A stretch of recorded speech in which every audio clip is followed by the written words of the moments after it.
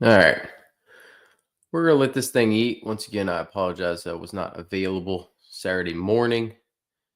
I actually ended up with two really good teams in the late only. I was one of the few people on Charlie Becker. That worked out for me. Brian is currently in New Orleans at a wedding. So you get the solo show.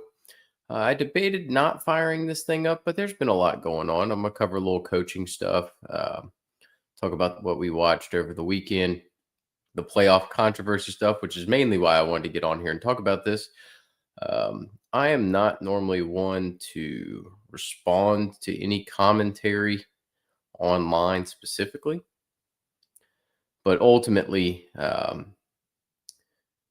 cannons are firing at my boys, and it's not their fault. So I'm going to respond to it, and I'll make my own message. And I have responded um, in a few different places, stating how it should be done. But ultimately, the rules are the rules, and um, my boys get in. Whether they get blown out or not is to be determined. But we're going to talk about it coming up. So, coaching wise,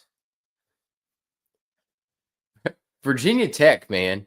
Um, what are you doing?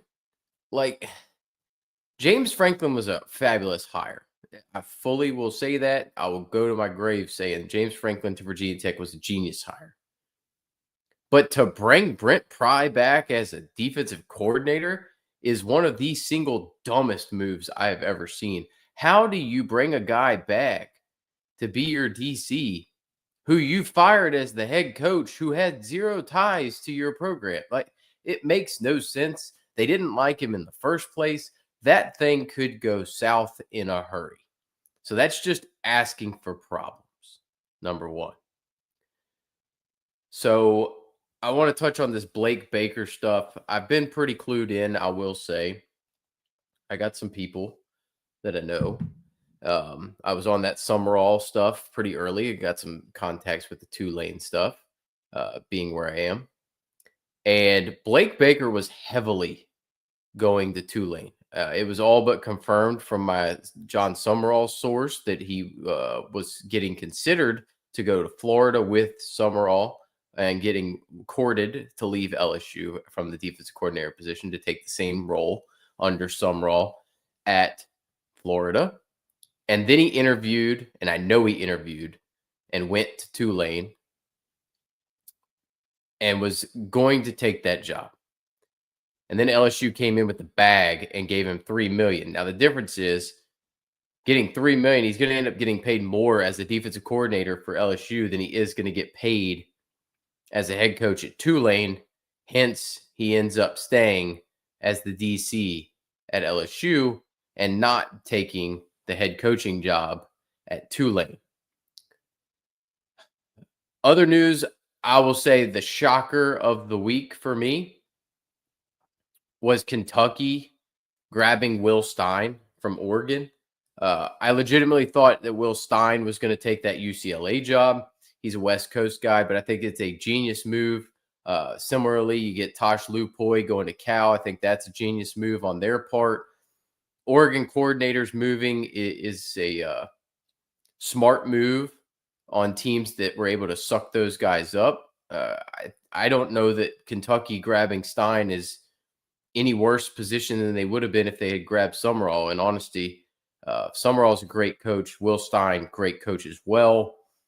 We're going to circle back to that UCLA job in a minute, though. But yeah, I think the Will Stein hire was one of the best of the cycle, in a stark contrast to what ended up going on at Arkansas and where they landed. Penn State, when that job opened, I said Matt Campbell was a perfect candidate and they should hire him. It seems like he might have been the 12th, 13th, 14th, 15th, 20th maybe choice at this point. But Matt Campbell finally landed there. He would have been my top choice. I think it's a great hire in the long run for those guys. He had a great run at Iowa State, brought them to relevance, was able to compete with a physical brand of football, specifically in that Cy-Hawk game every year. I would expect Matt Campbell to do well at Penn State, not any worse and he than James Franklin was doing, and he has the capability to win some big games because he's done it with Iowa State. I do wonder if Rocco goes with him. That was kind of where I was speculating previously when Campbell was kind of flirting with leaving. Could he end up there? Could he not? I do think we could see that. UConn grabbed Jason Candle, so prepare yourselves for UConn to lose games routinely when they're 20+ point favorites. That is a staple of the Matt Campbell or Jason Candle system from Toledo times for sure. And then the big two. So I said it on here and I stand behind this. Like as I mentioned, I know some people on the Chesney staff and that I'm connected to from my time. If I'm Bob Chesney, I don't take that UCLA job. That's just my personal opinion. Is that a better job? One that is set up better on its surface than Indiana was when Signetti went there? Yes and no. I think based on history, you could say that UCLA is a better job from the prestige pageantry that surrounds it, the area that it is. Recruiting has gotten extremely difficult in California. A lot of people, because of the cost of living, that were high end recruits. If you notice that recruiting rankings wise, a lot of the guys that were in that California, LA area now aren't there. They've kind of moved to Arizona, New Mexico, Vegas, and the surrounding states, Nevada, and that's where your talent pool is more coming from than the actual LA area that previously in Cali that was the pinnacle, we'll say, one of the peaks in recruiting capability in the past. I hope Chesney does well there. I think he is a great coach. I think he's a fabulous man. I debated doing a video on me just talking about Bob Chesney for a minute and my appreciation of the human being that he is. That may still come. I don't know. But that would be more, geared towards something that's personal for me and a direct message to Coach Chesney in a sense. But I've debated that. That may end up showing up on there this week. But I just think it was a smart decision to take a job at this point, and I do appreciate that he's going to remain with the program, coach through the college football playoff, and I would have expected him to leave had he not. Do I think he takes a lot of players with him? I really don't know. I could see Alonzo Barnett, but then they have Iamali Ava. They're paying him a ton of money. Does Nico leave? Maybe. Can they sever ties on that deal? Maybe. Barnett is from Cali originally, so it's possible. I don't think he's a capable player to play in the Big Ten. No offense to Alonzo. I do like him. He has a massive upside, but we saw kind of the floor game last week. He just dirts too many balls, and it's not exactly the prettiest thing. What of the staff goes with him is the other question. I'm curious to find that out as well. I don't have any answers to that. I'm going to be looking to find that out fairly soon. But that leads us into what you could say is, some will say a downgrade, depending on how big of a Florida fan you are. But Sunbelt Billy, a.k.a. Billy Napier, who was once the hottest name in college football, was once considered to be the favorite to be the LSU head coach at one point, ended up being the Florida head coach, recruits at an extremely high level, now takes over as the James Madison coach. This is a stark change from where we have been over the past since Mickey Matthews. A stark change in our hiring practices. Typically, we have always gone for up and coming coach who has won everywhere he's been and built programs. I really did think that the Lehigh coach would probably be the next James Madison coach. They did interview him. I know that for a fact. The plane went there right after it went to Gainesville. So I knew the plane went to Lehigh. I knew the plane went to um, Gainesville to interview Billy. And I am of the belief that they drove and interviewed the Navy offensive coordinator since they didn't need to fly to Annapolis. So I would say that all of that was taken care of. They did their due diligence. And the fact is that we've seen this before. We've had a coach at one point in time to upgrade our talent level even more. And that was Everett Withers, who was the defensive coordinator at Ohio State before coming to James Madison. And he raised the recruiting profile. He was an awful on-field coach, no doubt about it, and did not get along with specifically many of my friends who were high-profile players at that university and did not necessarily welcome them. It was very similar to the Brian Kelly situation. He is the only one of the coaches that we have had that we were thankful when he left. We were thankful for what he did, raising the bar of the talent level that we had. But he is no Mike Houston. He is no Kurt Signetti, and he is certainly not Bob Chesney. So if Billy can bring the best of Everett Withers recruiting with the winning ability of Bob Chesney, Kurt Signetti, Mike Houston, and brings along with him a good offensive and defensive staff that can coach the guys up and he can play CEO, they're going to win a hell of a lot of ball games. Now they're going to need to learn to win, to get some scalps, because we're going to expect to beat Virginia Tech. We're going to expect to beat Virginia. And Billy did not do that when he was at Louisiana Lafayette. Just FYI, if I ever run in to talk to Billy, I hope he understands I cannot contractually call them Louisiana. They are Louisiana Lafayette. Period. End of story. I've gone on this rant many a times. I apologize to any people who are ULL fans. I will refuse to not call you Louisiana Lafayette. So just deal with it. But they lost their big games. You know, their Mississippi States, LSU's, like their big games they lost out of conference. Most of them in embarrassing fashion based on the information I was reading up on it. Because I was actually curious what his Sun Belt teams did in P5, P4 games.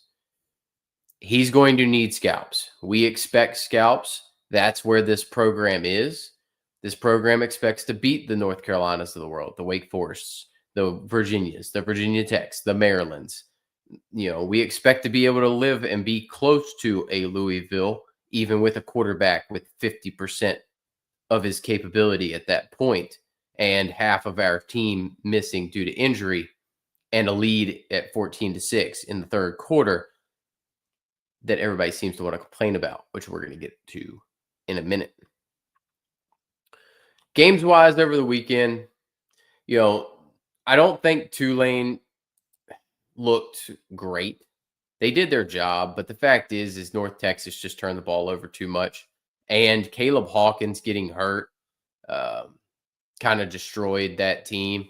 It made them super one-dimensional.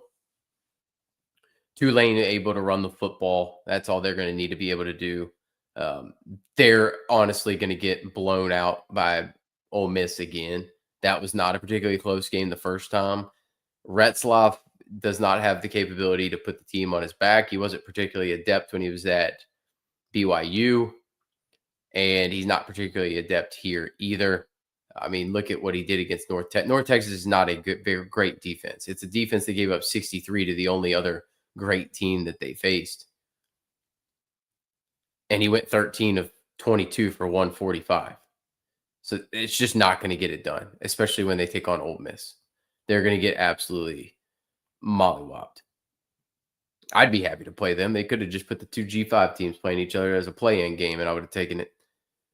That's a game we'd win. I ain't got no concerns with Tulane.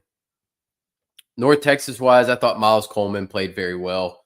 Y'all know I'm a Miles Coleman believer. I had him as one of the better G5 wide receivers coming into the year. They finally started to use him properly. Funnily enough, the two times that I used him in DFS all year is the two games he had 100 yards. So maybe we just needed him on more slates and he would have had a better season and I would have looked better for it. Talking about the JMU game, because I did manage to get to watch this end to end. Obviously, I was going to tune in, no doubt about it. I will tell you that this game was close in the first half. JMU, by the way, quarters in 13 games. So more than 2 quarters per game that they shut a team out. And I believe it's 7 games that they haven't allowed a point in the second half. It's just staggering at how good this defense plays on the back end. Now, granted, the Sun Belt is doo-doo cakes this season. But the fact is, all Troy did was just try to chuck it deep, and that was it. And that was the only chance they had. They went 16 of 39 passing for 203 yards. It was long pass after long pass after long pass, and it really didn't do much. So they never stood a chance. They were never a super threat unless they kept chucking it deep and landing deep shots. And that tells you how desperate they were. The coach even said before the game for Troy that if they can complete 50% of their passes, they think they might have a chance. That's because they knew they couldn't run the football. They ran the ball 28 times in this game, including sacks, for negative 26 yards. They averaged negative 1 yards per rush. By contrast, my Dukes ran it for 318 yards. That is startling and something that I've become used to. We've changed coaches. It continues. This game was never a worry for me. Once it was 17-3, it was no concern. The second half, I always knew was going to be a situation where they weren't going to score much, if at all, because that's continuation of every other game this year. And this team just continues to dominate the competition put in front of it, including beating, well, they should have beaten or would have beaten, in my belief, that Louisville team had a fully healthy Barnett. Now, last 2 games I wanted to hit on because I thought ultimately the early portion of the Saturday slate, including Alabama looking like 2011 LSU facing Alabama where they couldn't cross midfield. The Texas Tech game was never in doubt, which is a shock to nobody because BYU couldn't even sniff being close to them early in the season. And the Western Michigan, Miami, Ohio games, whatever, that was just a sleeper. So the 2 late games were very good. You know, Duke taking on Virginia was a heck of a game, to be expected. And Duke really controlled this one throughout. Chandler Morris was able to make some great plays late. They really leaned on Cam Ross, leaned on Jamari Taylor, which was to be expected once Cam Ross was ruled healthy.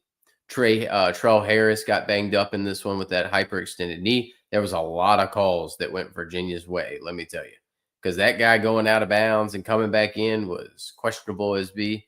And Trell Harris's catch where he got injured was questionable as can be.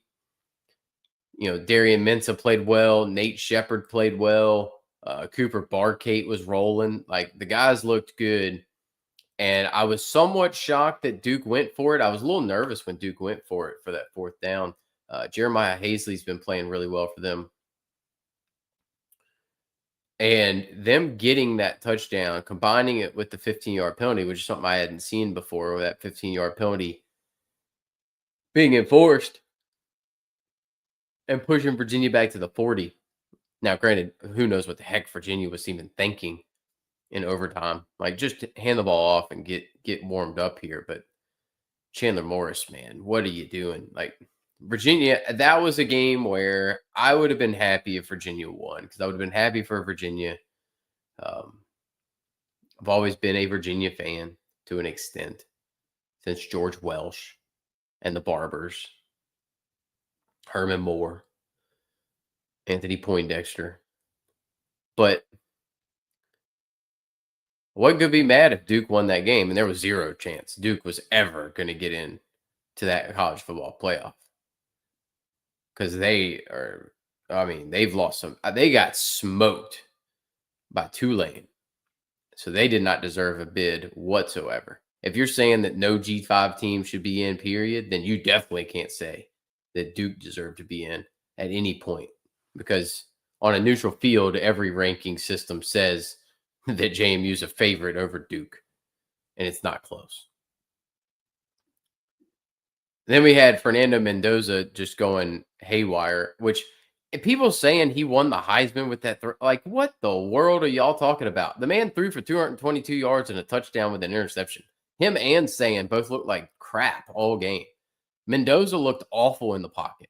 He was falling down. Like, I was getting gifts from people saying he looked like a Teletubby standing back there. Like, it was awful. He was just flopping around in the pocket. Like, it was terrible. He's over there screaming. I mean, just look, I love the kid. He's got passion throughout, and they won this game. Now, them going under their team total was a lock, but Charlie Becker stepped up big for Omar Cooper being out. They didn't really run the ball great. They ran it well enough, I will say, to keep them balanced. But the pass game was not great. It was a couple shot plays to Becker, and that's about it. At defense, though, that defense is stout. It's good. So Indiana, congratulations, being 13-0. Kurt Cignetti taking a bunch of G5 kids that everybody says don't deserve to be in the playoff, and finding a way to be the number one seed with a bunch of those G5 kids that don't deserve to be in the playoff is rather impressive to see, and I appreciate it. They will continue for at least the rest of this season to be James Madison North until the boys that were former Dukes and always Dukes are gone, such as Aiden Fisher, D'Angelo Pons, Mikhail Kamara, and Elijah Surratt, and Kalon Black, who led the team in rushing.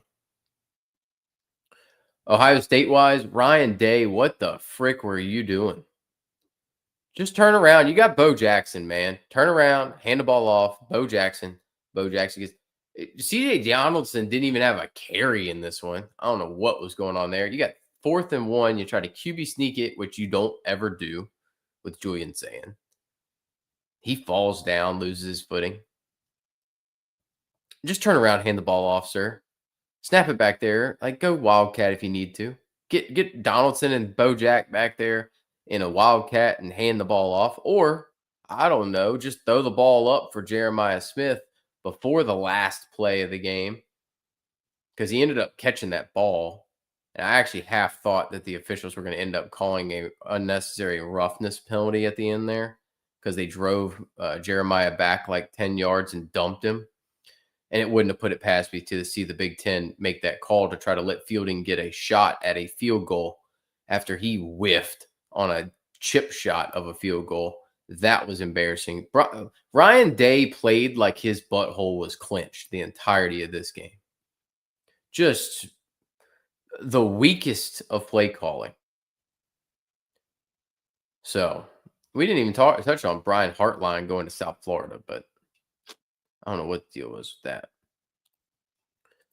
So that led us to this bracket that you see on screen. Now, I was moderately shocked that Georgia didn't get the 2 seed over Ohio State.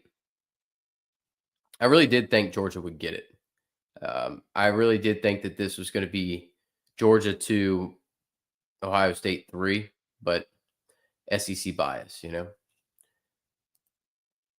So we got to talk about this thing. So there's been controversy all day, and I did thoroughly enjoy Reese Davis grilling Hunter Yurachek, and his illogical answers to the questions were some of the most enjoyable moments of the day. He asked him about Notre Dame, Miami, and how does a Notre Dame team that's been ranked behind, Miami, or ranked ahead of Miami for the past, I don't know, 7 weeks by the playoff committee, all of a sudden jump Notre Dame? If you didn't see it, his answer was, because he said, "Hey, how did y'all not consider them? Y'all consider pods. How were they not in the same pod? You know, if just because BYU's gone." Hunter Yurchek said, "Notre Dame. We felt that Notre Dame is better than BYU, and we felt BYU was better than Miami. And now that my BYU wasn't there because they lost, now we thought, Miami should be better than Notre Dame."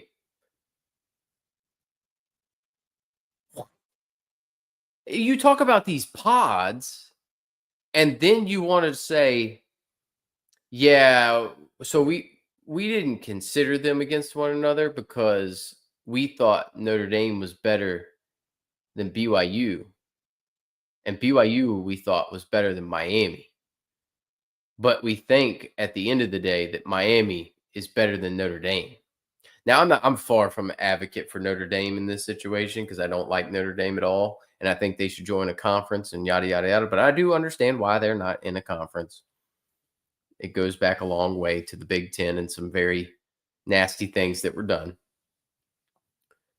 But the fact of the matter is that should have they avoid all of that controversy if they just rank Miami ahead of Notre Dame out the gate. Even if you want to say when they were 18-7, they should be behind them. That's fine. Miami lost 2 games in a row. You can't move them ahead of Notre Dame at that point. But at some point in the last 3 weeks, you should have had Miami, specifically when they beat a ranked Pittsburgh that you ranked somehow, and Notre Dame plays Stanford. That was your time to make the switch. You don't make it now. You made it a week ago. You make it a week ago, nobody worries about this. Nobody is complaining about Miami getting in because what happened very clearly is Duke won. The ACC was going to throw a hissy fit if they did not get a team in because Notre Dame, if we remember, is not an ACC team. They just want to be a half-hearted member to fill their schedule out. What's up, Josh? So the committee decides, hey, we're going to throw Miami in just so we can appease the ACC. Now, on the other end of the spectrum, Notre Dame probably should be in ahead of Alabama because Alabama's kind of doo-doo cakes right now, and they don't look good at all. They were abysmal. I'm shocked they scored against Georgia at this point. Kirby absolutely dominated that team. The reason Alabama is in is because if Alabama was out, the SEC would cease wanting to have a conference championship game going forward because that would have meant that the conference championship game hurt their team and kept them out. The committee cannot do that. So Bama was never leaving, even if BYU left because of the conference championship game, but nonetheless, yada, yada, yada. Same thing with SMU last year, right? They had to leave SMU in because of the conference championship game. So Notre Dame screwed themselves in essence in that thing. Thank you, Myron. Thank you. We're gonna get to this. We're gonna get to this. What I will say. So this is literally the next topic. JMU complaints because everybody wants to complain about there shouldn't be two Make-A-Wish, as the literal term that I've seen today. Make-A-Wish teams get into this tournament. Now, like I said, I do not respond to anything on any platforms or any of that stuff. I use Twitter to read news. I use I'll offer some of my fantasy stuff on Discord stuff or whatever with some stuff, but for the most part, I try to just keep it news related and not opinion based. But I have had to deal with my team taking crap from people I respect all day long. So I responded to a few of them. Now, I have explained and talked about it and managed to get full agreement from everybody that I've talked to. So I do appreciate that for them being open to that conversation. So there's three main pieces to this, right? So you could say all you want that JMU doesn't deserve to be there. They have no shot to win the title. I would have been perfectly happy being left out and being the first team left out, because then I could just turn around and go, we're UCF. We would have won our game. You know, if Tulane gets smacked by Oregon, because they would have been playing Oregon in this case, if Virginia got in, then I could have just gone, well, I mean, we would have played better than Tulane did. I'd have been happy with that. Now, granted, that would mean Bob Chesney would be gone and players would not opt out of bowl games. We'd probably get destroyed in the bowl game, and it happens. I'd just like to point out that I would accept that loss like a man, but our players would be there as best they could and happen. And I wouldn't deny that we got our butt kicked like Florida State did when they wanted to throw a hissy fit that they didn't get into the national championship picture when they were undefeated without a quarterback that was competent. That happens. Happened to be doing a show on the Florida State Network at that point, and they were pretty mad at me when I told them they were going to be left out. But hey, what are you going to do? I was right. So there's a few things that get complaints about JMU, right? Number one is our schedule. So the Sun Belt sucks this year. I full on the Fun Belt when it died. Like, it used to be great. It was great the last few years. Very good competition, very good teams. Let's be real. There wasn't a team within 20 points of us in the entire conference. Number one. Number two, Duke's schedule ain't that much better, boys. They might have 3 better wins than ours, but they lost 5 games. So Duke sure as hell didn't deserve to get in over us. All right. Old Dominion is like their 4th toughest game that they won. If we take and go, all right, Duke won 8 games. How many of those wins are better? It's not a lot. You might think it is a lot. It's not. And if we go off of all of the rankings and all these things, on a neutral field, we are favored over Virginia, Duke. Like, they both played for the ACC title. We wouldn't be favored over Miami, obviously. But the same team we lost to is the same team Miami lost to. And we actually were beating them in the 3rd quarter. It was a tied game in the 4th.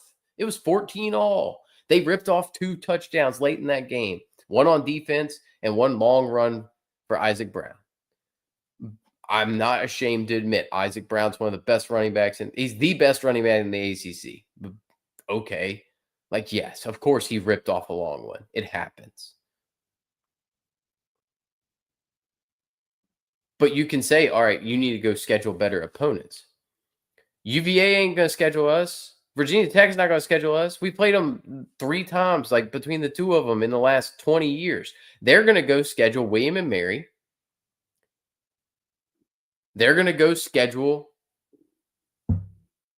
Old Dominion. They're going to go schedule Richmond.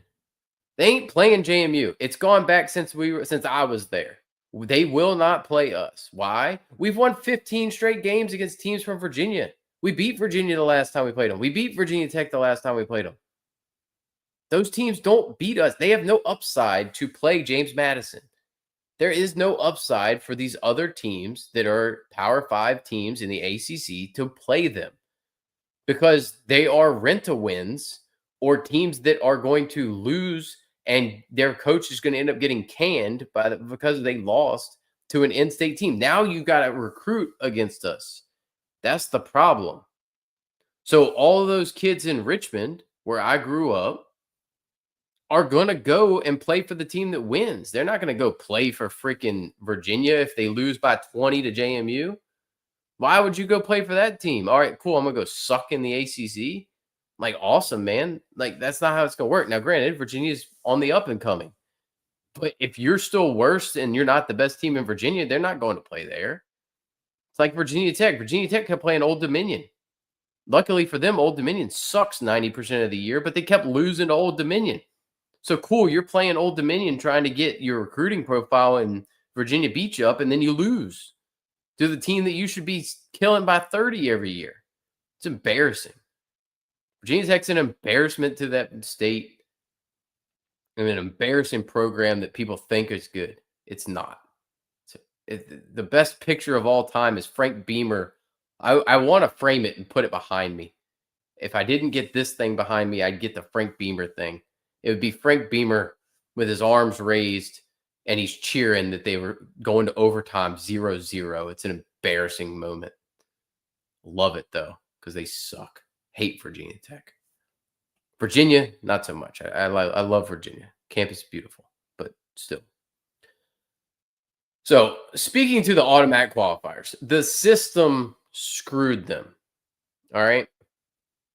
There's twofold as to what made this situation happen. There's automatic qualifiers. They made 5 automatic qualifiers. And the ACC tiebreaker rules killed them. It should just be, if we're tied, it goes to the tie goes to the highest ranked team in the AP poll or the CFP, whatever. That should be the tiebreaker. That would have solved all the problems. Now you get Virginia against Miami and an ACC team gets in. That's pretty simple. And then to Myron's question, he asked how a 3-loss team gets in the playoffs. 3-loss team gets in the playoffs because if they don't put Alabama in and their 3rd loss comes from the SEC championship game, then championship games die. That's why. And the conferences need those games because they make a ton of money. So if they got rid of that game, if they got a team out and took a team out because of a conference championship game, specifically a Big Ten or an SEC team, then a storm would come behind it. That's a big problem. So first off, as a fix, the ACC needs to change their tiebreaker rules because these conferences have gotten too big. These teams are playing like weighted schedules that aren't good. And that's a problem. So ACC, change your tiebreaker rules, make it the 2 highest ranked teams in the CFP or the whatever thing you want to use. You know, that's what the Mountain West does. They use a BCSS computer ranking to make it work.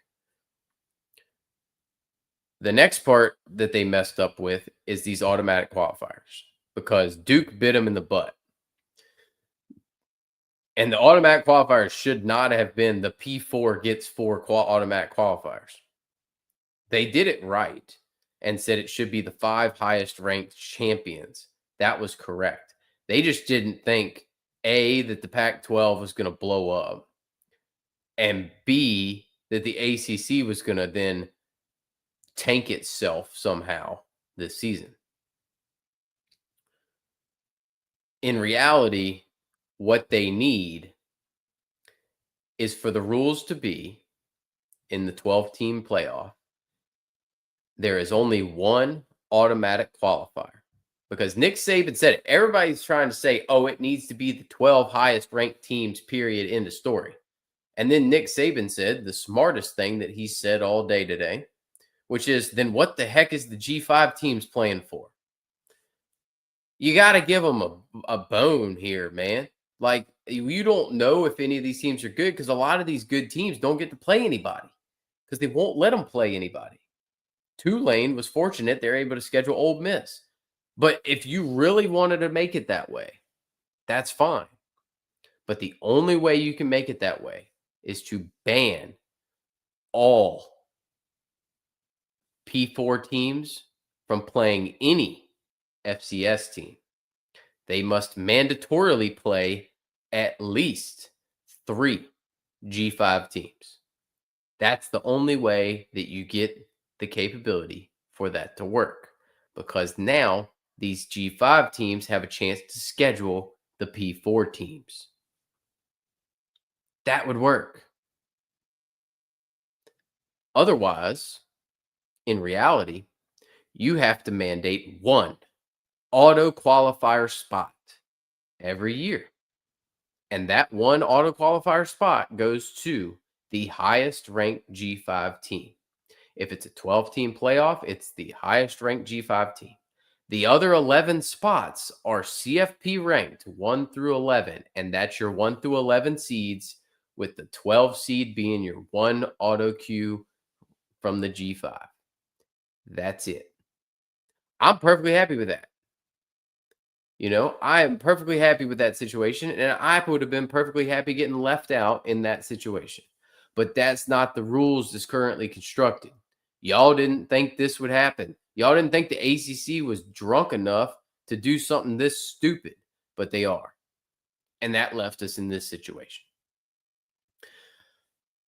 So that covers all that. So that's my new proposal of what I would do. Also, shout out Lando Norris for winning the F1 championship. I just noticed I had the hat on. One other little complaint here. Bowl opt-outs. So I have no problem with players opting out of bowls. I don't have any issue with that. Because I've seen I've seen teams play with a wide receiver as their quarterback because so many guys opted out. That happens. Transfer portal, that is what it is this time of year. I do wish the transfer portal was one transfer portal, and I wish it was in the summer, in May, and that's it. Because I do think it's nonsense that they should be able to transfer in the middle of the year. They don't need spring practice. That's nonsense. If it's about school, they transfer during the summer, period, end of story. But so what we have is what we have. So bowl opt-outs will happen, and players will sit out and go to the NFL, including Daquan Finn, who left in the middle of the season and somehow thinks he's going to play in the NFL. He's more likely to go pro at CarMax or something. I do love Daquan Finn. That's not a big shot at you, buddy. You could probably play in the CFL or Arena 2 or something. I don't know. Or a men's league, maybe. Maybe they'll pay in a Sunday league. But Kansas State opts out of the bowl game first. Okay. Understood. You're bringing Colin Klein in. You'd think it'd be a good time for Colin Klein to be able to evaluate, which they needed to make that move. I think they told Kleiman, hey, buddy, you need to leave because we're going to name Colin Klein the head coach at some point at this university, and we don't want to miss out on the opportunity for him to lead this university. So I think they told him that was a soft retirement, a soft benching, we'll say, of Chris Kleiman to put Colin Klein in as the head coach. You would think he would want the practice time with these players so that Kansas State, I guess he's technically at A&M in the playoffs, so maybe he's not even going to pay attention. Maybe that's why he wanted to. But then you would think Kleiman, since he's retiring, would want the last moments, to enjoy it a little bit. So they opt out of a bowl. A little bit discouraging there. Then Iowa State opts out. Similar situation. No, you get Matt Campbell going to Penn State. Rocco's probably not going to want to play in it, though he played last year. And most of their guys played last year. So Iowa State opts out. All right. That's, disappointing. Disappointing for sure. Because I love my bowl games, Even if it's a fourth string wide receiver playing quarterback, I'll watch. I ain't got no problem. And then Notre Dame threw a hissy fit and opted out. All right. I ragged on Florida State for their players quitting and getting run out the building in their game. Notre Dame literally just said, I'm taking my ball and I'm going home. That's embarrassing. All right. On some level, you want to be a national brand. You want to be the example for everybody else. You want to set the tone. You want to have the biggest contracts in TV at NBC and have your own deal and not want to do all these things. And yet you want to have the gall to say, we're not even going to play with our backups. We're not going to get more reps for CJ Carr, who's a true freshman and needs the time. We're not going to give time for Aeneas Williams to showcase himself on our roster. We're not going to let our guys who aren't draft eligible be able to get more time to develop and practice and play. Who are you to say that? That's an embarrassment. That's an embarrassment to your fan base. That's a slap in their face that they could enjoy a game and travel somewhere and enjoy the bowl experience for what it is. That's crap. That's absolute crap. And you should never do that. You know, and to Myron's point, Myron said that the FCS teams that are out of their playoffs should get the invites to replace them. I 100% don't disagree with that one bit. You know, let these FCS teams, you know how long I dreamed. We played in FCS playoffs 3 years when I was there. The first 3 years, because we played at App State, we played at Youngstown State, App State, and we played at home 1 year, all through the playoffs, because we were the 1 seed, and we lost to Montana at home. But you know how much I would have killed to play in a bowl game, to be at a bowl game. You know how proud I was when we played in the Armed Forces Bowl against the Air Force. I don't go out and buy JMU stuff a lot because I have a good amount from when I was there. As soon as that sweatshirt dropped, I bought it. And that's a big deal for me. It might not be a big deal for many of y'all that buy fan stuff or whatever. I never buy stuff. So as soon as that dropped, I bought it. Because I said, you know what? I've never been more proud for us to make a playoff game, to be in that thing. And I'm going to buy something for this. We're probably going to lose by 30 points. I don't know. Oregon's a damn good team. Probably going to get a crap kicked out of us. But the fact is we're playing in Eugene, which is oddly crazy considering I was in Eugene a year ago and for the Boise Oregon game. And it's one of the few places that outside of, the SEC that I've been to. So, but it's the experience, man. Like, we could have been playing in any bowl game and I would have been stoked. Just absolutely stoked. I've long hoped that we would get the invite to play the New Orleans Bowl. What am I going to do what would I do if JMU played in the New Orleans Bowl? Do y'all think anybody else cares that somebody's playing in the R&L Carriers New Orleans Bowl? I'd buy a suite for that thing. I'd bring all my buddies out. We're going to the game. We're getting a suite, man. Like, have some care about your fan base. That's ignoring your fan base. That's embarrassing, Notre Dame. That is embarrassing. You are a national brand. Your fans should care no matter what. If you're lined up, whether you're playing a high school team or you're playing for the national championship, your fan base should and would care whether you win that game. So show like you care a little bit. It's pitiful. So I'm going to wrap it on that. I appreciate all of you guys tuning in. I do once again apologize that I was not available on Saturday morning. I will do something this week. We'll do some stuff for Army Navy. I'm gonna be building some teams, so we'll play around with some stuff, and I'll be back for that. And then I'll be here all bowl season. I am gonna be off for the. I'll do the best I can for bowl season, guys. I can tell you right now, news breaks like 10 minutes before lock, so I'll do the best I can. But I'm not going to be able to do everything. I'm going to do what I can to explain it, though. And I will be live basically every day that there's a bowl game, breaking down that day's bowl stuff. And then I'm going to be live before lock for the national championship because I did take off that day already. and we'll celebrate the end of it. And then I'm going to have content all off season on a whole bunch of stuff because I like talking coaches. I like talking transfers. Nick Marsh is in the portal. That is a big fish out there just floating around in the sea. So we're going to have a ton of guys in the portal again. I'm going to break it all down. Appreciate y'all being here. I'll be back. I probably won't be back until late, like probably Saturday, as far as like DFS content. I don't know what I'm going to do during the week this week. I might do something, but maybe I'll put something out. But we'll see what it is. But content's not ending, boys. There's plenty of stuff to talk about.